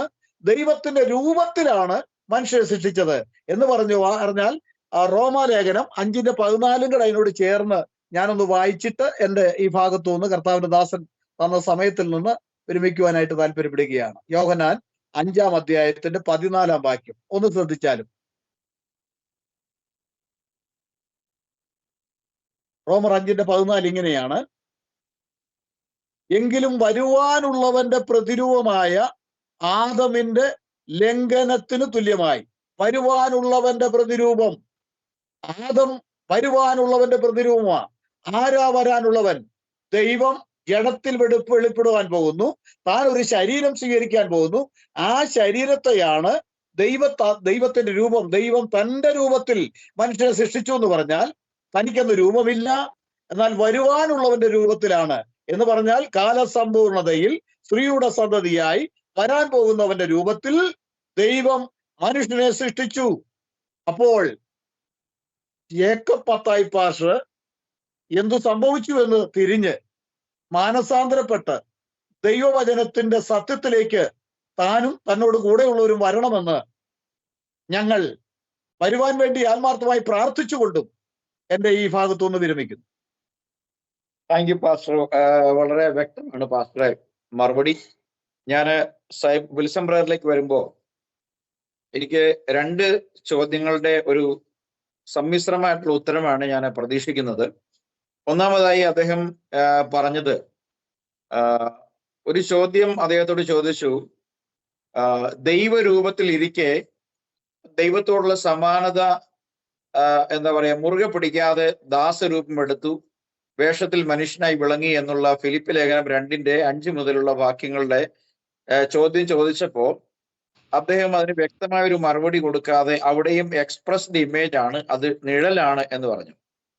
അപ്പോ മാത്രമല്ല അദ്ദേഹം പറഞ്ഞത് ദൈവത്തിന്റെ രൂപം എന്ന് പറയുമ്പോൾ ആത്മാവാണ് ദൈവം, ആത്മാവായ ദൈവത്തിന്റെ രൂപമില്ല. ആ രൂപമില്ലാത്ത ഒന്നിന്റെ നിഴൽ ഉണ്ടാവുകയും പ്രയാസമാണ്. നമുക്കറിയാം, ഒരു നിഴൽ ശാസ്ത്രം അല്പമെങ്കിലും ഒരു 10ാം ക്ലാസ് വരെയെങ്കിലും ഒക്കെ പഠിച്ചിട്ടുള്ള ഒരാളാണോ ഇദ്ദേഹം എന്ന് എനിക്ക് സംശയമുണ്ട്. കാരണം എന്തിൻ്റെങ്കിലും ഒരു ഓബ്ജക്റ്റിലേക്ക് ലൈറ്റ് പ്രകാശിക്കുമ്പോഴാണ്, വെളിച്ചം ഉണ്ടാകുമ്പോഴാണ് നിഴൽ ഉണ്ടാകുന്നത്. അപ്പൊ അദ്ദേഹം പറയുന്ന അദൃശ്യനായ ഒരു ദൈവമാണ്, ആ അദൃശ്യനായ ദൈവത്തിന്റെ നിഴലാണ്. അപ്പൊ നമ്മളിപ്പോ ഓക്സിജൻ ഉണ്ട്, ഓക്സിജനിലൂടെ നമ്മൾ ലൈറ്റ് പാസ് ചെയ്ത് കഴിഞ്ഞാൽ അവിടെ ലൈറ്റ് മാത്രമേ വരുള്ളൂ, ഷാഡോ വരില്ല. പക്ഷെ അത് ബൈബിളിന്റെ മൊത്തത്തിലുള്ള സത്യത്തിന് നിരക്കാത്ത ഒരു കാര്യമാണ് അദ്ദേഹം പറഞ്ഞ നിഴൽ സിദ്ധാന്തം. പിന്നെ മറ്റൊരു കാര്യം അദ്ദേഹം സൂചിപ്പിച്ചത്, മറ്റൊരു ചോദ്യം ചോദിച്ചപ്പോ പീലിപ്പോസിനോട് കർത്താവിനോട് ചോദിക്കുന്നു, കർത്താവെ, പിതാവിനെ ഞങ്ങൾക്ക് കാണിച്ചു തരണം, ഞങ്ങൾക്കത് മതി. അപ്പോൾ യേശു പറഞ്ഞതായിട്ട് നമ്മൾ കാണുന്നത്, പീലിപ്പോസെ, ഞാൻ ഇത്ര നാൾ നിങ്ങളോട് കൂടെ ഇരുന്നിട്ടും നിങ്ങൾ പിതാവിനെ കണ്ടിട്ടില്ലേ എന്നാ ചോദിക്കുന്നത്. എന്നെ കണ്ടവൻ പിതാവിനെ കണ്ടിരിക്കുന്നു എന്ന് പറയുമ്പോൾ അതിനും അദ്ദേഹം വ്യക്തമായ ഉത്തരം പറഞ്ഞില്ല. അവിടെയും പുള്ളി എക്സ്പ്രസ്ഡ് ഇമേജ് എന്നൊരു കാര്യം ഉപയോഗിച്ചു. ആക്ച്വലി എക്സ്പ്രസ്ഡ് ഇമേജ് ആണ്, അതാണ് കറക്റ്റ്. പക്ഷെ അദ്ദേഹം എക്സ്പ്രസ്ഡ് ഇമേജിന് ഉണ്ടാക്കി വെച്ചിരിക്കുന്ന വ്യാഖ്യാനം ഒരിക്കലും നമുക്ക് നല്ല ആർക്കും മനസ്സിലാക്കാൻ കഴിയില്ല. കാരണം കാണാൻ കഴിയാത്ത ഒന്നിന് നിഴൽ ഉണ്ടാവത്തില്ല. അപ്പോ കാണാൻ കഴിയുമാറാക്കുന്ന അദൃശ്യനായ ഒരു ദൈവത്തിന് കാണാൻ കഴിയുന്ന ഒരു നിഴലല്ല ക്രിസ്തു, കാണാൻ കഴിയുന്ന ഒരു മനുഷ്യരൂപത്തിലാണ് ക്രിസ്തു വെളിപ്പെട്ടതെന്ന് ബൈബിൾ പഠിപ്പിക്കുമ്പോൾ ഇവിടെയെല്ലാം അദ്ദേഹം ഇത്തരം കാര്യങ്ങൾ പറയുമ്പോൾ കൂടുതൽ ഒരു സെക്കൻഡറി ചോദ്യം കൂടെ അദ്ദേഹത്തോട് ചോദിക്കുകയാണെങ്കിൽ അയാൾ അവിടെ ഇരുന്നുകൊണ്ട് മെഴുകേണ്ടി വരുന്നതിന് എനിക്ക് തോന്നുന്നത്. അപ്പൊ ഇതിനെ സംബന്ധിച്ച് വ്യക്തമായ ഒരു ക്ലാരിറ്റി ഉള്ള ഒരു ചിത്രം നമുക്ക് നമ്മുടെ പ്രേക്ഷകർക്ക് കൊടുക്കേണ്ടതുണ്ട്. അപ്പൊ ഈ 2 കാര്യങ്ങളെയും ഞാൻ വിൽസം ബ്രദറിന്റെ സമയം വേർതിരിച്ചു തരികയാണ് സംസാരിക്കാൻ വേണ്ടിയിട്ട്. Praise the Lord. കർത്താവായ യേശുക്രിസ്തുവിന് മഹത്വം ഉണ്ടാകട്ടെ. എല്ലാ വെളിപ്പാടുകളുടെയും ഉറവിടമായ ക്രിസ്തു ഞങ്ങൾക്ക് എപ്പോഴും വാഴ്ത്തപ്പെട്ടവൻ. നമ്മൾ ഈ ഒരു ബ്രദറിനെ നമ്മൾ കാണുമ്പോൾ സത്യം പറഞ്ഞ അദ്ദേഹത്തിൻ്റെ ആ ഒരു ഓരോ ഉത്തരങ്ങൾ പറയുമ്പോഴും അതിനകത്തുള്ള കഷ്ടപ്പാട് കാണുമ്പോൾ അറിയാം അദ്ദേഹത്തിന് വ്യാഖ്യാനിക്കാനുള്ള വരം എന്തായാലും ഒരു വിധത്തിലുമില്ല. ചില നമ്മൾ വ്യാഖ്യാന ഗുരുക്കളെ കാണുന്നുണ്ട്, അവര് എതിരാത്മാവാണെങ്കിലും അവർക്ക് ഇച്ചിരി കൂടെ ട്രെയിനിങ് ഉണ്ട് ഈ ഇങ്ങനത്തെയൊക്കെ കാര്യങ്ങളെ പറ്റി വ്യാഖ്യാനിക്കാൻ വേണ്ടി. അവർ പലതരത്തിലെ ക്രിക്കറ്റ് ബേസിലാണെങ്കിലും വ്യാഖ്യാനിക്കും. ഇപ്പോൾ ഇദ്ദേഹം പല രീതിയിലും സമ്മതിക്കുന്നുണ്ട് അദ്ദേഹത്തിന് അത് പൂർണ്ണമായിട്ട് അറിയത്തില്ലെന്നുള്ള കാര്യം. അപ്പം നമ്മൾ അടിസ്ഥാനപരമായിട്ട് ഇദ്ദേഹത്തെ കാണുമ്പോൾ നമുക്ക് എന്താണ് ലൂക്കോസിന്റെ 24 ഓർമ്മ വരുന്നത്. കർത്താവ് യേശു ക്രിസ്തുവിന്റെ പരിശുദ്ധാത്മാവിന്റെ വെളിപ്പാട് കിട്ടുന്നതിന് മുൻപുള്ള അപ്പോസ്തോലന്മാരുടെ ആ ഗതി. അവര് പിന്നെയും നമുക്ക് പറഞ്ഞു കഴിഞ്ഞാൽ ഇച്ചിരൂടെ എന്തായാലും ഒരു യഹൂദ മതസ്ഥരായിരുന്നത് കൊണ്ടും ആ യഹൂദ മതത്തിന്റെ ചില പഠിപ്പീരുകൾ അവർക്ക് ഉണ്ടായിരുന്നത് കൊണ്ടും അവർക്ക് എന്തായാലും അറിയാമായിരുന്നു. അപ്പോൾ ഒരിക്കലും പ്രവാചകന്മാര് തെറ്റായിട്ടുള്ള ഒരു പ്രസ്താവന നടത്തിയിട്ടില്ലെന്നും അവർ പറഞ്ഞതെല്ലാം അന്ന് അവർ പഠിപ്പിക്കുകയും അവരുടെ യശീവായിൽ അവർ പഠിപ്പിക്കുകയും ചെയ്യുന്ന ഒരു കാര്യമാണ് അവിടെ അവര് പറയുന്നത്. എന്നിട്ട് പോലും കർത്താവായ യേശുക്രിസ്തു അവരോട് പറയുന്നു, പ്രവാചകന്മാര് പറഞ്ഞത് സകലതും വിശ്വസിക്കാത്ത മന്ദബുദ്ധികളെ എന്ന് അവിടെ ലൂക്കോസിന്റെ സുവിശേഷം 25-ാമത്തെ വാക്യത്തിൽ പറയുന്നുണ്ട്. അത് കഴിഞ്ഞിട്ട് തുടർന്ന് പറയുന്നുണ്ട്, മോശ മുതൽ സകല പ്രവാചകന്മാരും എന്നെക്കുറിച്ചാണ് സംസാരിച്ചതെന്ന് പറയുന്നുണ്ട്. അപ്പൊ ഇദ്ദേഹം തന്നെ പറഞ്ഞ എക്സ്പ്രസ്ഡ് ഇമേജിന്റെ കാര്യത്തിൽ നമ്മൾ ആദ്യം അതിനെ എടുത്തു കഴിഞ്ഞു കഴിഞ്ഞാൽ അദ്ദേഹം നിഴലിന്റെ കാര്യം പറഞ്ഞു. അപ്പൊ നിഴലിന്റെ കാര്യം പറഞ്ഞാൽ പോലും ഇപ്പൊ എൻ്റെ ഒരു നിഴലാണെങ്കിൽ നമ്മൾ എന്ത് പ്രവൃത്തി കാണിച്ചാലും ആ പ്രവൃത്തിയെ അത് എടുത്തു കാണിക്കുന്നു. അതാണ് കർത്താവായ യേശു ക്രിസ്തു ഇപ്പം നമ്മളോട് ഇപ്പം നമ്മൾക്ക് വചനത്തിൽ പറയുക, ഞാൻ ഒന്നും സ്വയമേ ചെയ്യുന്നില്ല, ഞാൻ ചെയ്യുന്ന എല്ലാം പിതാവ് ചെയ്യുന്ന കാര്യങ്ങളാണ് ഞാനും ചെയ്യുന്നത്. അപ്പം ഞാൻ പ്രത്യേകിച്ചൊന്നും ചെയ്യുന്നില്ല, പിതാവ് എന്നിൽ വസിച്ച് തൻ്റെ വേലയെ ചെയ്യുന്നു എന്ന് പറയുന്നു. ദൈവം ആത്മാവാണെന്നുള്ള കാര്യം അദ്ദേഹത്തിന് വചനത്തിനകത്തുനിന്ന് വായിച്ചെങ്കിലും ഇച്ചിരിയെങ്കിലും അറിവുണ്ട് അതിനകത്ത്. അപ്പോൾ പ്രവൃത്തി ചെയ്യുന്ന ഒരു മനുഷ്യൻ, അത് പ്രവാചകനായാലും, പണ്ട് പ്രവാചകനിൽ കൂടെ സംസാരിച്ചു എന്ന് പറഞ്ഞു, ഇന്ന് അന്ത്യകാലത്ത് പുത്രനിൽ കൂടെ. അപ്പൊ ഈ പുത്രൻ അന്ന് മുതലല്ല, അന്ത്യകാലത്താണ് പുത്രനിൽ കൂടെ സംസാരിച്ചെന്ന് പറഞ്ഞു. പക്ഷെ വചനമായിരിക്കെ സകലതും സംസാരിച്ചത് അവൻ തന്നെയാണ് എന്ന് പറയുന്നു. എന്തുകൊണ്ടെന്നാൽ 1 പത്രോസിന്റെ 1:10-11 പറയുന്നു, സകല പ്രവാചകന്മാരും പ്രവചിച്ച ആത്മാവ് ഏതാണ്? അത് ക്രിസ്തുവിന്റെ ആത്മാവ് തന്നെയാണ്. അപ്പൊ ആരുടെ ആത്മാവാണ്? യഹോവയുടെ ആത്മാവ് തന്നെയാണെന്ന് നമുക്ക് പഴയ നിയമത്തിൽ കാണാം, പുതിയ നിയമത്തിൽ ക്രിസ്തുവിന്റെ ആത്മാവും കാണാം. അപ്പോൾ ഇദ്ദേഹം ക്രിസ്തു ആരാണെന്ന് അറിയുന്നില്ല, പുത്രൻ എങ്ങനെയാണ് ആ ക്രിസ്തു എന്ന മനുഷ്യ വെളിപ്പാടാണ് എന്നറിയുന്നില്ല, ആ മനുഷ്യ വെളിപ്പാടിന്റെ ഒരു പദവിയാണ് പുത്രത്വം എന്ന് അദ്ദേഹം അറിയുന്നില്ല. പിന്നെ അദ്ദേഹം വന്നത് ഫിലിപ്പോസെ എന്നെ കാണിച്ച്, ഫിലിപ്പോസ് പറയുന്നു പിതാവിനെ കാണിച്ചു തരണമേ. അവിടെ 2 കാര്യങ്ങളാണ് പറയുന്നത്. അദ്ദേഹം പറയുന്നു പിതാവുണ്ട്, പുത്രനുണ്ട്. പിതാവുണ്ട്, പുത്രനുണ്ട്. പക്ഷെ അവിടെ പറയുന്നത് പുത്രനെ കണ്ടതുകൊണ്ട് പിതാവിനെ കണ്ടു എന്ന് പറയാൻ ഒരു മനുഷ്യനും സാധിക്കത്തില്ല, 2 വ്യക്തിക്കാണെങ്കിൽ ഒരിക്കലും സാധിക്കത്തില്ല. പക്ഷെ ഇവിടെ പറയുന്നത് പിതാവിനെ നീ ഇന്ന് കണ്ടുമിരിക്കുന്നു, അറിഞ്ഞുമിരിക്കുന്നു. അപ്പൊ ഈ അറിയുക എന്ന് പറയുന്നത് ഒരു സാധാരണ വാക്യമല്ല. അറിയുക എന്ന് പറഞ്ഞു കഴിഞ്ഞാൽ നമ്മൾ ഒരാളെ കണ്ട് നല്ലപോലെ പരിചയപ്പെട്ട് ആ പരിചയത്തിൽ അദ്ദേഹത്തോട് സംസാരിച്ച് അദ്ദേഹം എന്താണെന്ന് സകലതും മനസ്സിലാക്കി കഴിയുമ്പോഴാണ് ഈ അറിയുക എന്നുള്ള വാക്യം. കണ്ട് ആരെയും നമുക്ക് പരിചയം ഇദ്ദേഹം ഇന്ന ആളാണെന്ന് നമുക്ക് ചിലപ്പോൾ അറിയാൻ പറ്റും. പക്ഷെ അറിയുക എന്ന് പറയുമ്പോൾ അത് വേറൊരു മീനിങ്ങിലാണ് എന്ന് നമ്മൾ, അപ്പം കണ്ടുമിരിക്കുന്നു, അറിഞ്ഞുമിരിക്കുന്നു എന്ന് പറയുമ്പോൾ ഇനി വേറെ ഒന്നുമില്ല എന്ന് തന്നെയാണ് നമുക്ക് വ്യക്തമായിട്ട് മനസ്സിലാകുന്നത്. പിന്നെ നമ്മൾ ഫിലിപ്പിയൻസിലേക്ക് വന്നപ്പോൾ അദ്ദേഹത്തിൻ്റെ ആ വ്യാഖ്യാനവും വളരെ ഒരു വ്യക്തതയില്ലാത്ത വ്യാഖ്യാനമായിരുന്നു. മനുഷ്യന്റെ രൂപത്തിലാണ്, പക്ഷെ ദൈവത്തിന്റെ രൂപത്തിലാണ്, പക്ഷെ ദൈവമല്ല എന്ന് പറയുന്നു. അവിടെ പറയുന്നത് രൂപം എന്ന് പറയുന്നത് ഇംഗ്ലീഷിൽ പറയുന്നത് ഫോം ആണ്, ഫോം. അപ്പോൾ he was in the form of God എന്നാണ് പറയുന്നത്. ഫോം ഓഫ് ഗോഡ് എന്ന് പറഞ്ഞു കഴിഞ്ഞാൽ ആത്മാവിന് ഫോം ഇല്ല, പക്ഷേ ഒരു ദൈവം വെളിപ്പെടണമെങ്കിൽ, ഇപ്പോൾ അവര് മിസ്രൈമിൽ നിന്നും നടന്നപ്പോൾ പല ഫോമിലും ദൈവം അവർക്ക് പ്രത്യക്ഷമായി. അവിടെ പില്ലർ ഓഫ് ഫയർ അല്ലെങ്കിൽ അഗ്നിഗോളമായിട്ട്, അഗ്നിസ്തംഭമായിട്ട്, മേഘസ്തംഭമായിട്ട് ദൈവം അവർക്ക് കാറ്റിൽ കൂടെ സംസാരിച്ചു. അപ്പോൾ പല ഫോം ഉണ്ട് ദൈവത്തിൻ്റെ ആ ക്രിയേഷനിൽ നിന്നും. ആ ക്രിയേഷനിലെ പല ഫോമിൽ ഒരു ഫോമാണ് ഈ മനുഷ്യത്വം എന്നുള്ള കാര്യം അദ്ദേഹം അവിടെ മറന്നു പോകുന്നു.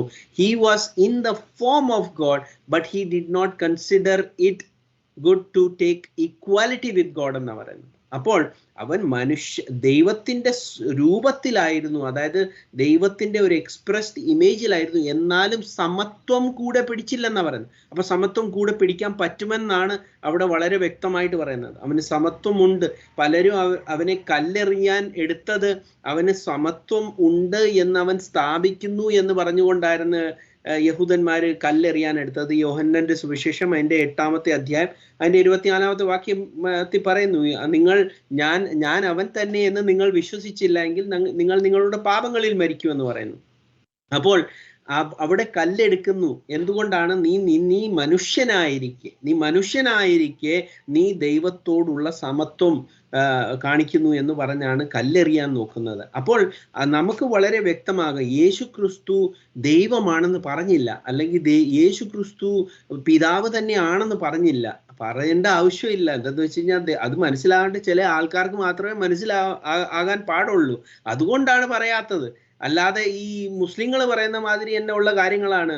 യേശു ദൈവമാണെന്ന് പറഞ്ഞു, യേശു ദൈവം ആണ്, പിതാവിനെ ആരാധിക്കണം എന്ന് പറഞ്ഞു. അദ്ദേഹം പറഞ്ഞു പിതാവിനെ തന്നെ അപ്പോൾ പിന്നെ ജീവിപ്പിക്കുന്ന ആത്മാവായിട്ട് അവർക്ക് പ്രത്യക്ഷപ്പെട്ടപ്പോൾ എന്തുകൊണ്ട് ആരാധന സമ്മതിച്ചു എന്നുള്ള കാര്യം ഇവർക്ക് മനസ്സിലാകത്തില്ല. അവിടെ നമ്മൾ കാണുന്നു മത്തായിയുടെ സുവിശേഷം 28-ാമത്തെ അധ്യായത്തിൽ 16-ലും 17-ലും അവർ കണ്ടു, അവനെ നമസ്കരിച്ചു എന്ന് പറയുന്നു. നമസ്കരിക്കുക എന്ന് പറഞ്ഞു കഴിഞ്ഞാൽ വർഷിപ്പ് എന്ന് പറഞ്ഞു കഴിഞ്ഞാൽ വർഷിപ്പ് തന്നെ അവിടെ കൊടുത്തേക്കുന്ന ഇംഗ്ലീഷ് വാക്ക്. അപ്പോൾ അവനെ വർഷിപ്പ് ചെയ്യാൻ സമ്മതിക്കുകയും പിതാവിനെ മാത്രം വർഷിപ്പ് ചെയ്യണമെന്ന് പറയുന്നതല്ല അവിടെ വരുന്നത്. അവൻ തന്നെ ജീവിപ്പിക്കുന്ന ആത്മാവായി തീർന്നപ്പോൾ മനുഷ്യൻ എന്ന സ്വരൂപം മാറി ജീവിപ്പിക്കുന്ന ആത്മാവായി ആദി എന്ന പോലെ വചനമായി, ദൈവത്തിന്റെ വചനമായി അവിടെ പിന്നെയും വെളിപ്പെടുമ്പോൾ അവിടെ ആരാധനയ്ക്ക് സമ്മതിക്കുന്നു. എന്തുകൊണ്ടാണ്? അവൻ നിത്യപിതാവാണ്. അവിടെ നിത്യപിതാവിന്റെ കാര്യം പറയുന്നു. നിത്യപിതാവ് എന്ന് പറഞ്ഞാൽ അവൻ ഇന്നലെയും പിതാവാണ്, ഇന്നും പിതാവാണ്, അവൻ എന്നേക്കും പിതാവാണ് എന്നുള്ള കാര്യമാണ് നമ്മൾ കാണുന്നത്. അപ്പോൾ അവിടെ ശിശു ജനിച്ചിരിക്കുന്നു. ആരാണ് ഈ ശിശു ജനിച്ചിരിക്കുന്നത്? പുത്രൻ ശിശു ജനിക്കുമ്പോഴാണ് പുത്രനായിത്തീരുന്നത്. അപ്പോൾ ശിശു, ഇന്ന് ഞാൻ നിന്നെ ജനിപ്പിച്ചിരിക്കുന്നു എന്നുള്ള പ്രവാചക ശബ്ദം അവിടെയും വരുന്നു. ഇന്ന് ഞാൻ നിന്നെ ജനിപ്പിച്ചിരിക്കുമ്പോൾ അവൻ പുത്രനായിത്തീരുന്നു. നമുക്കൊരു ശിശു ജനിച്ചിരിക്കുന്നു. അവൻ വീരനാം ദൈവം എന്ന് വിളിക്കപ്പെടും. അപ്പോൾ ആരെയാണ് ഒരു ശിശുവിനെ ദൈവം എന്ന് വിളിക്കാൻ പറ്റുമോ? ഒരു മനുഷ്യനെ ദൈവം എന്ന് വിളിക്കാൻ പറ്റുമോ? അപ്പോൾ അങ്ങനെ ഒരു മനുഷ്യൻ മാത്രമേ ഈ ലോകത്തിൽ വന്നിട്ടുള്ളൂ. അത് മരണത്തെ ജയിച്ച കർത്താവായ യേശു ക്രിസ്തു മാത്രം, ജീവിപ്പിക്കുന്ന ആത്മാവായിരിക്കുന്ന യേശു ക്രിസ്തു മാത്രമാണ് എന്ന് ഞങ്ങൾക്ക് ഇന്ന് മനസ്സിലായിട്ടുണ്ട്. കർത്താവായ യേശു ക്രിസ്തു ഞങ്ങൾക്ക് മനസ്സിലാക്കി തന്നിട്ടുണ്ട്. പക്ഷേ ഇത് തൃത്വക്കാരനാണ് അവിടെ ചോദിക്കുന്നത്. തൃത്വക്കാരൻ ഇത് കണ്ടിട്ടാണ് യേശു ക്രിസ്തുവും ദൈവമാണെന്ന് പറയുന്നത്. ഞങ്ങൾ പറയുന്നു യേശു ക്രിസ്തു തന്നെയാണ് യഹോവയായി. യെശയ്യാവിന് യോഹന്നാന്റെ സുവിശേഷം 12-ാമത്തെ അധ്യായത്തിൽ പറയുന്നു യെശയ്യാവ് എന്നെ കണ്ടെന്ന് പറയുന്നു. യോഹന്നാന്റെ സുവിശേഷം അതിന്റെ 8-ാമത്തെ അധ്യായത്തിൽ പറയുന്നു അബ്രഹാം എന്നെ കണ്ടെന്ന് പറയുന്നു.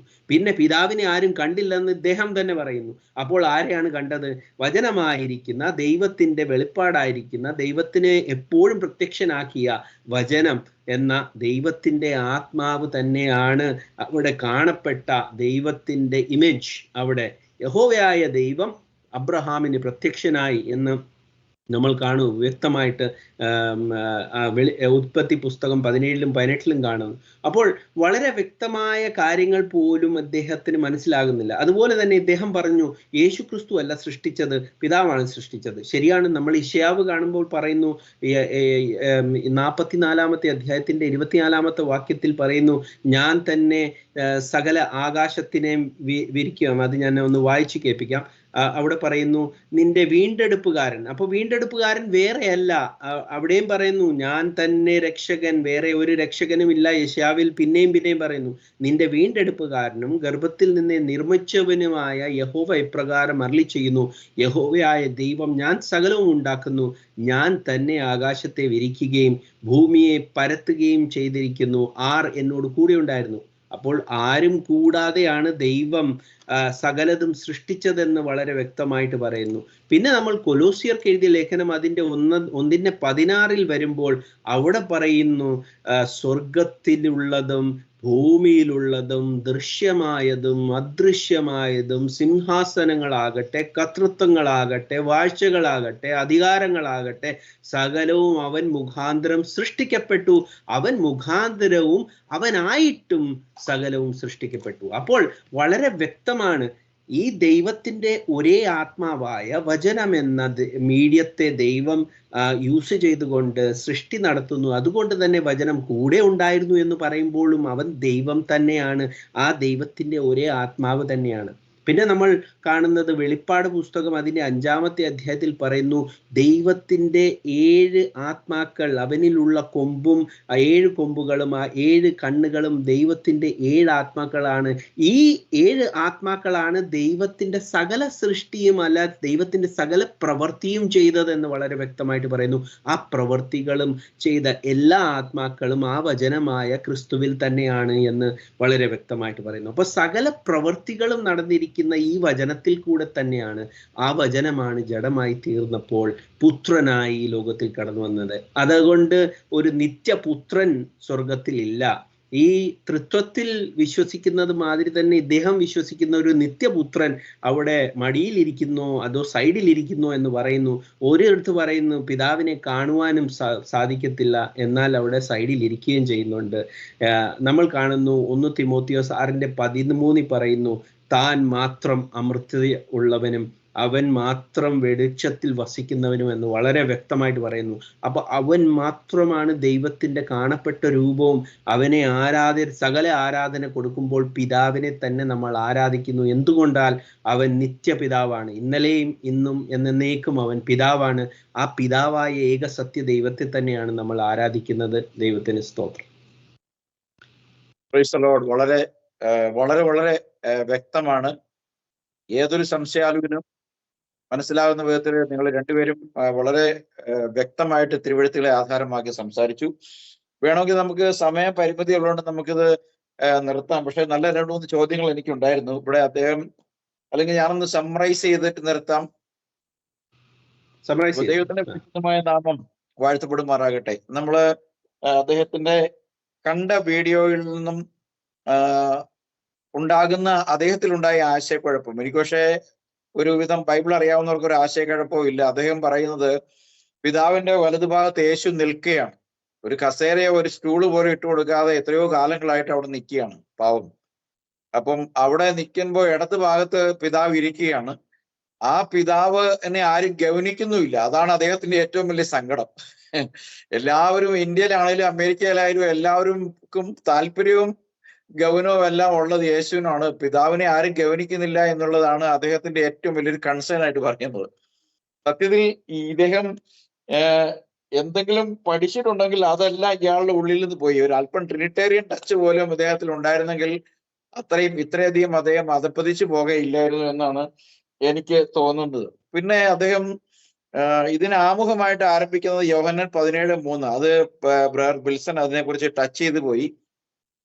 അപ്പൊ അവിടെ പറയുന്ന ബൈബിൾ അറിയുക എന്ന് പറയുന്നതിനെ നമ്മൾ അറിയുക എന്ന് പറയുന്നതിനുമായിട്ട് ബന്ധപ്പെട്ടല്ല. അതിന് ഭയങ്കര ഇന്നർ മീനിങ് ഉണ്ട്. അതിലൊരു ഭാഗം പറയുകയാണെങ്കിൽ, മറിയത്തിന്റെ അടുക്കൽ ദൂതൻ വന്ന് നീ ഗർഭം ധരിച്ചൊരു മകനെ പ്രസവിക്കും എന്നൊക്കെ പറയുമ്പോൾ അവള് പറയുന്ന ഒരു കാര്യമുണ്ട്, ഞാൻ പുരുഷനെ അറിയുന്നില്ലെന്ന് പറഞ്ഞു. എന്ന് പറഞ്ഞാൽ ജോസഫിനെയോ അല്ലെ അടുത്ത് നിൽക്കുന്ന ചേട്ടനെയോ ഞാൻ അറിയുന്ന, അപ്പുറത്ത് നിൽക്കുന്ന സുലൈമാനെ ഞാൻ അറിയില്ലെന്ന് പറയുന്ന പോലെ അല്ലല്ലോ അത്. ആ അറിവെന്ന് പറഞ്ഞാൽ എന്താണ്? അതൊരു എന്താ പറയാ, ഒരു ഡീപ്പ് മീനിങ് ആണുള്ളത്. ആ അറിവെന്ന് പറയുന്നത് അന്യോന്യം അനുഭവിക്കുക, എക്സ്പീരിയൻസ് ചെയ്യുന്നതിനെയാണോ പറയുന്നത്. അപ്പൊ പുരുഷനെ അനുഭവിക്കുക എന്ന് പറയുന്നിടത്താണ് ഒരു ചൈൽഡ് ബർത്തിന് സാധ്യതയുള്ളത്. അതുപോലെ തന്നെ ദൈവം ആരെന്നുള്ള വെളിപ്പാട്, അതിനെയാണ് അവിടെ യോഹന്നാൻ 17:3 പറയുന്ന അറിവിനെ, ആ വെളിപ്പാട് ഉള്ളവനെ സംബന്ധിച്ചിടത്തോളം ഏക സത്യദൈവമായ നിന്നെയും നീ അയച്ച എന്നെയും അറിയുക എന്നുള്ളതല്ല യേശു പറഞ്ഞത്. അവിടെ യേശു അവിടെ സ്പെസിഫിക് ആയിട്ട് നീ അയച്ചിരിക്കുന്ന യേശു ക്രിസ്തുവിനെയും അറിയുന്നത് തന്നെ നിത്യജീവൻ, ദിസ് ഈസ് എറ്റേണൽ ലൈഫ് എന്നാ പറഞ്ഞു. അപ്പം ആ അറിവ് ഈ കാലം എത്രയും അദ്ദേഹം പഠിച്ച ഒരു സെമസ്റ്ററിലും ഒരു ടോപ്പിക്കിലും അദ്ദേഹത്തിന് കിട്ടിയില്ല. പിന്നെ അദ്ദേഹത്തിന് വെളിപ്പാട് കിട്ടി, അദ്ദേഹം ഇപ്പൊ ഒരുപാട് പേരെ പഠിപ്പിച്ചുകൊണ്ടിരിക്കുന്ന സ്ഥലത്തും കിട്ടിയില്ല. പിന്നെ ചില ചോദ്യങ്ങളിലേക്ക് പോകുമ്പോൾ അദ്ദേഹം പറയാണ്, അതിനെക്കുറിച്ച് പുള്ളിക്ക് അങ്ങനെ ഉറപ്പില്ല, സംശയമില്ല. ആത്മാവ് രണ്ടും ഒന്നാണെന്ന് ചോദിച്ചാൽ ഒന്നാണെന്ന് എനിക്ക് തോന്നുന്നത്. പിന്നെ അത് ഏശയ്യാവിന് തെറ്റുപറ്റിയതാണ്, പൗലോസിന് തെറ്റുപറ്റി. ഞാൻ വായിച്ച ബൈബിളിൽ പൗലോസിന് തെറ്റുപറ്റി എന്ന് പൗലോസ് പറഞ്ഞിട്ടില്ല. പൗലോസ് പറഞ്ഞിരിക്കുന്നത് ഞാൻ ക്രിസ്തുവിന് അനുകാരിയായിരിക്കുന്ന പോലെ എന്റെ അനുകാരിയായിരിക്കുക, നിങ്ങൾ എല്ലാവരും എന്നെ അനുഗമിക്കുക എന്ന് പറഞ്ഞ് പൗലോസ് എവിടെയെങ്കിലും സംസാരിച്ചതായിട്ട് ഞാൻ വായിച്ച് കേട്ടിട്ടില്ല. ഇനി അങ്ങനെ എന്തെങ്കിലും ഉണ്ട് എങ്കിൽ തീർച്ചയായിട്ടും തിരുത്താൻ ഞാൻ തയ്യാറാണ്. പൗലോസ് നിങ്ങൾ എല്ലാവരും എന്നെ അനുഗമിക്കൂ എന്ന് പറഞ്ഞൊരു വാക്യം ബൈബിളിൽ ഉണ്ടോ എനിക്ക് അറിഞ്ഞുകൂടാ, ഉണ്ടാവായിരിക്കാം. ഞാൻ അത്രമാത്രം വലിയൊരു പണ്ഡിതനല്ല. പക്ഷെ ഈ വാക്യമുണ്ട്, ഞാൻ എങ്ങനെ ക്രിസ്തുവിനെ അനുകരിക്കുന്നുവോ അങ്ങനെ തന്നെ നിങ്ങൾ എന്നെ അനുകരിക്കുക എന്നൊരു വാക്യം ബൈബിളിലുണ്ട്. അപ്പം അദ്ദേഹത്തിന് എന്തോ നമ്മള് പ്രായം കൂടി, ജോയ് പാസ് പറഞ്ഞ പ്രായം കൂടി വികല്പമാകുക എന്ന് പറയുന്ന ഒരു സംഭവമുണ്ട്. അങ്ങനെയുള്ള സംഭവങ്ങളൊക്കെ ഉണ്ടായപ്പോ അദ്ദേഹം കത്തോലിക്ക പുരോഹിതന്മാരും മെത്രോന്മാരൊക്കെ ഇടുന്ന പോലെ ഒരു വസ്ത്രവും അദ്ദേഹം തയ്പ്പിച്ചിട്ടു. ഇനി അതിന്റെ മീതെ കൂടെ ഒരു വലിപ്പമുള്ള ഒരു കൊന്തയും അതിന്റെ താഴെ ഒരു കുരിശൂടെ ഇട്ട് കഴിഞ്ഞാൽ ഒരുപക്ഷെ അദ്ദേഹത്തിന് ഈ പ്രസ്ഥാനമൊക്കെ ആയിട്ട് പുതിയൊരു ഉപദേശമൊക്കെ ആയിട്ട് ബന്ധപ്പെട്ട് ജീവിച്ചു പോകും. കാരണം പിശാച് ഏത് ദുരുപദേശത്തിനെയും പിന്നിൽ ഏറ്റവും വലിയൊരു പവർഫുൾ സോഴ്സ് ആയിട്ട് നിൽക്കും. അതുകൊണ്ടായിരിക്കണമല്ലോ ഈ കാര്യം പറയുന്നിടത്തും അദ്ദേഹത്തിന് ബൈബിൾ സ്റ്റഡി നടത്താൻ ഒരുപാട് പേരെ കിട്ടുന്നത്. നമുക്ക് അത്ഭുതം തോന്നും, നമ്മൾ ഈ തലകുത്തി മറിഞ്ഞിട്ട് ഒരുത്തം പോലും നമ്മുടെ അടുത്തോട്ട് വരുന്നില്ല. അപ്പൊ പിശാചിന് തീരെ താല്പര്യമില്ലാത്ത ഒരു സബ്ജക്റ്റാണ് നമ്മൾ പിടിച്ചിരിക്കുന്നത് എന്നുള്ളത് ഏറ്റവും വലിയൊരു ഓത്തന്റിക്, എന്താ പറയുക, ഏറ്റവും ആധികാരികമായിട്ട് പറയാൻ പറ്റും. കാരണം നമ്മൾ എന്തെല്ലോ അധ്വാനം നടത്തി എവിടെല്ലാം എത്രയോ ദൂരം ഒരു രാത്രി മുഴുവൻ യാത്ര ചെയ്ത് എത്താവുന്ന സ്ഥലത്ത് നമ്മൾ പോകുന്നുണ്ട്. അവിടെയുള്ളവരെല്ലാം വിളിച്ച് എല്ലാ കാര്യം പറയുന്നുണ്ട്. അവിടെ ഒന്നും ഈ കാര്യം കേൾക്കാനോ ഇതിനാ കൈ കൊടുക്കാനോ ആരും തയ്യാറില്ലാത്തപ്പം ഏത് ഉപദേശം കൊണ്ട് വന്നാലും യേശുക്രിസ്തുവിന്റെ ദൈവത്വത്തെ നിഷേധിച്ചുകൊണ്ട് ഒരു കുട്ടി ദൈവമായിട്ടോ ഒരു പുത്രനായിട്ടോ ഒരു മനുഷ്യനായിട്ടോ ഒരു ദാസനായിട്ടോ ഒക്കെ അവതരിപ്പിക്കുക, അവിടെ എല്ലാം ആള് കൂടും. എന്താണ് അതിന് പിന്നിലുള്ള രഹസ്യം എന്ന് വെച്ച് കഴിഞ്ഞാൽ പിശാചിന് സത്യമാർഗത്തിലേക്ക് ആരും വരരുത്. പിന്നെ അവൻ വിചാരിക്കുന്നത് മറ്റ് ഓപ്പോസിറ്റ് നിൽക്കുന്നത് ഒരു 100 ഡിനോമിനേഷൻ ആയിക്കോട്ടെ, 100 ഉപദേശം ആയിക്കോട്ടെ, അതിനെല്ലാം ആശ വളർത്തിക്കൊള്ളും എന്നാണ് ഞങ്ങൾക്ക് ഇതുവരെയുള്ള ഈ കുറെ നാളുകളായിട്ട് ഞങ്ങൾ കണ്ടുമുട്ടിയിട്ടുള്ള, ഞങ്ങൾ ഈ പ്ലാറ്റ്ഫോമിൽ വിളിച്ചു വരുത്തി സംസാരിച്ചിട്ടുള്ള, ഞങ്ങൾ വീഡിയോ കട്ട് ചെയ്ത് ഞങ്ങൾ ഇതിനെക്കുറിച്ച് ഖണ്ഡനം ചെയ്തിട്ടുള്ള ഇതിൽ നിന്നൊക്കെ ഞങ്ങൾക്ക് മനസ്സിലാവുന്നത് ഒരു കാര്യം വളരെ വ്യക്തമാണ്. പ്രിയമുള്ളവരെ, കഴിഞ്ഞ 4-5 വർഷങ്ങളായി ഞങ്ങൾ ഈ മേഖലയിൽ സജീവമായതിനു ശേഷം ആദ്യകാലങ്ങളിലൊക്കെ ഞങ്ങളോട് സംസാരിച്ച് ഞങ്ങളെ ബോധ്യപ്പെടുത്തി കൊടുക്കാമെന്നൊക്കെ പറഞ്ഞ് കച്ചകെട്ട് ഇറങ്ങി വന്നിരുന്നവരാരും ഇപ്പോൾ രംഗത്തില്ല. അവര് പറഞ്ഞിട്ടായിരിക്കാം അവരുടെ ആരെങ്കിലുമൊക്കെ ഇവർക്കൊന്ന് മറുപടി കൊടുക്കാം, ഒന്ന് പോയാലോ എന്ന് ചോദിക്കും. വേണ്ട, അതിന്റെ ആവശ്യമില്ല, മിണ്ടാതിരിക്കുക, കുഴപ്പമാണെന്ന് പറഞ്ഞെങ്കിലും തിരുത്തുന്നുണ്ടെന്ന് ഞങ്ങൾക്ക് തോന്നുന്നു. കാരണം ഇന്നിപ്പോ ആരും ഇങ്ങോട്ട് വരാനില്ല. അപ്പൊ പിന്നെ ഞങ്ങൾക്ക് ഈ വീഡിയോ ക്ലിപ്പിംഗ് എടുത്ത് മറുപടി പറയുക എന്നൊരു വഴി മാത്രമേ ഞങ്ങളുടെ മുമ്പിലുള്ളൂ. അതിന്റെ ഭാഗമായിട്ടാണ് ഞങ്ങൾ ഇങ്ങനൊരു ഉദ്യമത്തിലേക്ക് വന്നത്. അതുകൊണ്ട് ഞങ്ങൾക്ക് പറയാനുള്ളത്, നിങ്ങളൊരു സത്യാന്വേഷിയാണ്. നിങ്ങൾ ബൈബിൾ വെളിപ്പെടുത്തുന്ന ഒരു ദൈവമുണ്ട്. ആ ദൈവം പിതാവും പുത്രനും പരിശുദ്ധാത്മാവും എന്ന 3 പദവികളിൽ മനുഷ്യ സൃഷ്ടിയും മനുഷ്യന്റെ രക്ഷയും മനുഷ്യന്റെ വീണ്ടെടുപ്പുമായി ബന്ധപ്പെട്ട് പ്രവർത്തിച്ചിട്ടുണ്ട്. ആ 3 പദവികളിലും വ്യാപരിക്കുന്ന ഒരു ദൈവത്തെ കുറിച്ച് ബൈബിൾ പഠിപ്പിക്കുന്നുള്ളൂ. എന്നാൽ ബാക്കിയുള്ള എല്ലാ ഉപദേശങ്ങളും സത്യവിരുദ്ധവും വചനവിരുദ്ധവും പ്രാരംഭ കാലഘട്ടത്തിൽ കർത്താവായ യേശുക്രിസ്തുവിന്റെ നാമത്തിൽ സ്നാനപ്പെട്ട് ആരംഭിക്കപ്പെട്ട യഥാർത്ഥ സത്യസഭ പഠിപ്പിച്ച മാർഗത്തിനും ഉപദേശത്തിനും വിരുദ്ധവും അത് പൂർണ്ണമായും പൈശാചികവുമാണ് എന്നുള്ള കാര്യം കൂടി പ്രസ്താവിച്ചുകൊണ്ട് ഞങ്ങൾ ഈ വീഡിയോ തൽക്കാലം വൈൻഡപ്പ് ചെയ്യുന്നു. മറ്റൊരു വീഡിയോയുമായി ഞങ്ങൾ നിങ്ങളുടെ അടുക്കൽ വരെ വരുന്നിടം വരെയും കർത്താവ് നിങ്ങളെ അനുഗ്രഹിക്കട്ടെ. Praise the Lord.